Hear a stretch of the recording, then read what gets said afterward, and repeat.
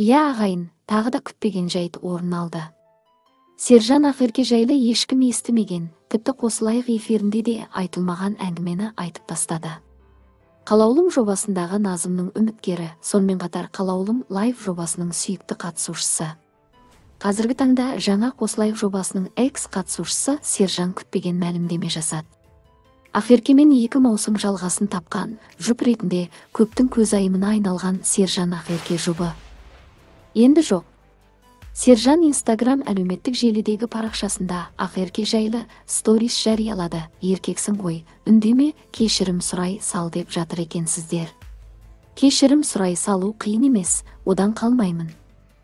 Менде сұрақ, басымды салбыратып не үшін кешірім сұрау керекпін? Не себеп? Жанамаға түскенім үшін ба? Деп жазды Сержан. Сержан сонымен қатар Инстаграм парақшасында тағы да Ақерке жайлы өз шындығын айтты. Кеше кештеу бір жерде отыр екен. Достармен бірге. Барып сыртқа шығарып сөйлесейін десем мәмілеге келмейді.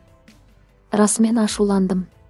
Просто бір жылдық ара қатынас ол оңай емес. Қолыңды сілкей салатындайда. Қыдыруды сағынып қалған сияқты.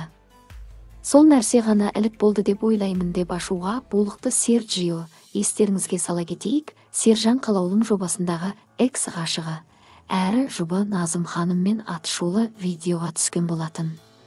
Желі қолданушылар мен көрермендер арасында үлкен шу шықты.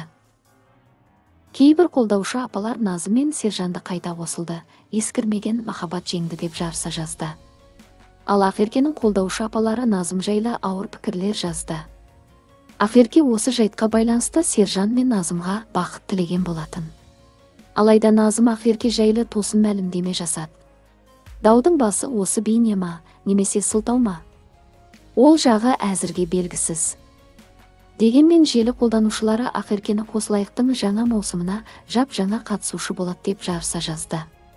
Ақерке мен Сержан Қосылайықтың жаңа маусымына жап-жаңа қатысушы болып қайта орала ма? Әрине ол жағын уақыт көрсетеді.